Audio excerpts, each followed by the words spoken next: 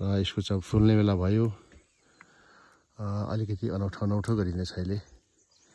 एउटा bird thinning त ठिकै हो, अर्को पनि लिप थिनिङ पनि गरिँदैछ। यहाँ अलिकति बाक्लो भएको ठाउँमा चाहिँ कता र लाइट सिर्कुलर चाहिँ पतहरू हटाइँदैछ। अब किन यसो गरियो होला भन्ने कुरा चाहिँ इम्पोर्टेन्ट कुरो चाहिँ धेरै पानी पर्छ एउटा। दोस्रो कुरो चाहिँ यहाँ मौसम है, एउटा पातको एउटा क्यानोपी भयो, पातको क्यानोपी। अर्को क्यानोपी चाहिँ यहाँ आकाशमा यसरी कुहिरो पुरै नि छाता जस्तो लाग्दिने। अनि पानी परेपछि यहाँ धेरै पानी होल गर्ने। फुल्दाखेरि पनि यसको चाहिँ फुल राम्रोसँग चाहिँ परागसेसन हुन नसक्ने अवस्था। अस्तिकै भिडियोमा पनि छ, यो बाहिरमा भन्दा भित्रमा चाहिँ बर्डहरू फुलहरू चाहिँ अलिकति ढिलो फुलेको पनि पाइयो। अलिकति जुन ठाउँमा चाहिँ घामले भेटेको, जुन ठाउँमा चाहिँ फलहरू झुन्डिराखेको अथवा हाँगा झुन्डिराखेको चाहिँ अलिकति फल बढी लाग्ने। अनि यस्तो भित्र चाहिँ कमी लाग्ने कारण चाहिँ बढी पात भएर रहेछ है। अब यहाँ चाहिँ हामीले लिप थिनिङ चाहिँ के गरिरहेको छौँ भन्दाखेरि झन्डै एक सिजनमा 3 चोटिसम्म। फर इक्जाम्पल अहिले यति खुल्ला भयो, यति खुल्ला भयो अहिले। अब केही समयपछि हाँगा बढेर माथि छोपिदिन्छ, अर्को यताको हाँगा आएर माथि छोपिदिन्छ। यो हाँगा बढेर छोपिदिएपछि फेरि यहाँ अँध्यारो बनाइदिँदो रहेछ। कता चिचिला खस्ने सम्भावना पनि हुने भएको कारणले गर्दाखेरि यसरी फुल्नै आँटेको होला बर्ड थिनिङ साथसाथै lip thinning. At the same time हामीले के गर्दैछौँ भने यसरी जमिन पनि क्लियर गरिरहेको छौँ। यहाँ घाँस अग्लो भइदियो भने पल्युनेसनमा पनि डिस्टर्ब हुँदो रहेछ। एउटा त मौरी त अब यहाँ खासै रहँदैन कुहिरो कारण।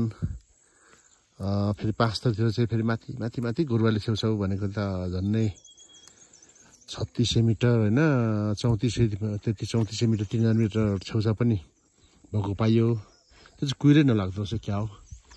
यहाँ चाहिँ यस्तो मौसम हो कि मौरी पनि पुरै सिरेक उडेर बस्दिने, झ्याप्पैसँग दुलो लुकिदिइहाल्ने। अनि मौरी फैलन अलिकति नसक्ने अवस्था भएको कारणले गर्दाखेरि हामीले चाहिँ नेचुरल पोलिनेसनको लागि चाहिँ प्रयास गरिरहेका छौँ। अब यहाँ पनि यस्तो भएपछि हावाले बचाइदिइहालेछ, हावाले बचाएछ।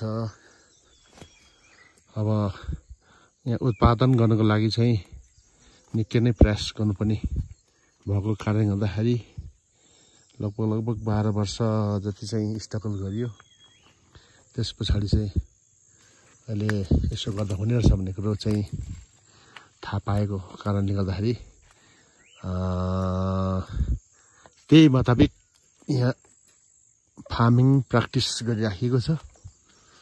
अनि यस फार्मिङ प्र्याक्टिसमा चाहिँ गुड प्र्याक्टिस गर्दै जाँदाखेरि सफलता पनि पाइएको छ। यही अल्टिट्युडमा किवी हुँदैन, फल्दैन भनेर धेरै गिल्ला मलाई गरेको पनि पाइयो।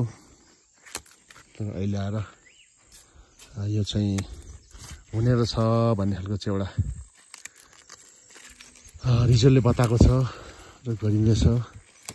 अब यो केही वर्षमा पुरै यो जस्तै यहाँ झकमक्कै फल्ने जुन बर्डर देखिन्छ, यो पनि बढेर यता आउँछ, यो पनि बढेर यता आउँछ, टन्नै ढाक्छ।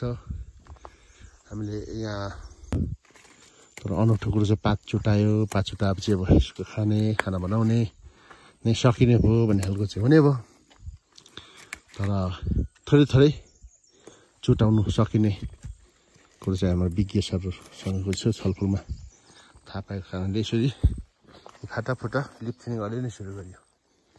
अदरवाइज कालै जङ्गल भइदिने, आहा किवी त फस्टाएछ भन्ने, भोलि पछि फल टिप्न जाने बेलामा अथवा असार साउनतिर छैन भुइँभरि फल पनि देखिँदैन, माथि पनि देखिँदैन।